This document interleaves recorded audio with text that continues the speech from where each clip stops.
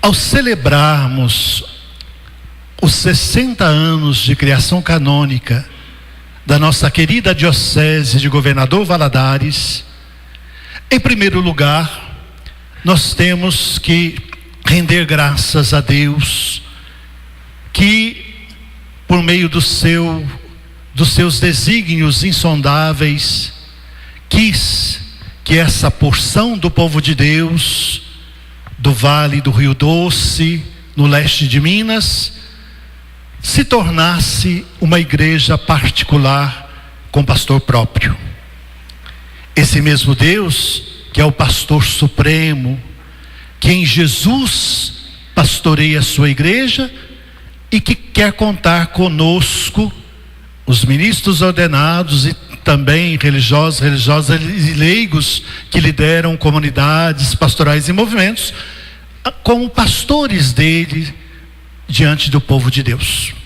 Em segundo lugar, nós precisamos ser muito gratos àquelas pessoas, bispos, padres, diáconos, religiosos, religiosas, leigos e leigas, que participaram dessa história bonita da igreja particular de Valadares.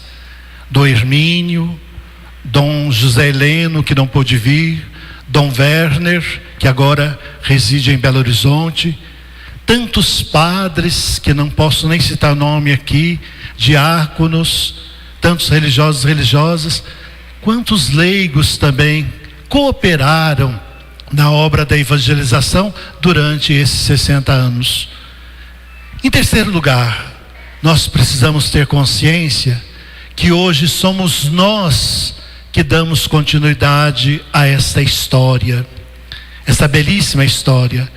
Então somos chamados a pedir a Deus as graças e bênçãos dele, para que possamos ser fiéis à nossa missão, para que possamos fazer da nossa igreja particular de Valadares uma igreja viva, uma igreja comprometida com a causa do evangelho dos pobres, uma igreja que luta de fato pela justiça, que pratica a caridade, a misericórdia, uma igreja com cara de fato de um rebanho que bem sadio, bem forte, bem tratado. O evangelho de hoje nos apresenta a vocação e o envio dos 12. Naqueles 12 apóstolos está representada toda a igreja, de todos os tempos, de todos os lugares. Estamos representados lá também. E assim como Jesus pede a eles disponibilidade e despojamento, é o mesmo que Jesus pede de nós hoje. Se nós quisermos ser de fato essa igreja comprometida com o evangelho, nós precisamos cada vez mais estar disponíveis para servir a causa do reino de Deus e mais despojados possível de todo e qualquer peso, de toda e qualquer carga desnecessária que possamos colocar sobre os ombros nos dias de hoje, para carregarmos apenas o peso realmente da nossa missão cristã de discípulos missionários de Jesus Cristo. A primeira leitura nos ensina uma coisa fundamental: a unidade é fundamental na igreja, a unidade que passa pelo exercício da autoridade dos dirigentes enquanto serviço e do respeito e obediência dos fiéis aos dirigentes, vendo neles alguém que presta-lhes esse serviço eclesial e espiritual. Aqui eu me lembro da fala de Santo Agostinho, quando ele dizia: para vós sou bispo, convosco sou cristão. Ser cristão é a graça, é uma bênção. Ser bispo é um serviço, é uma responsabilidade.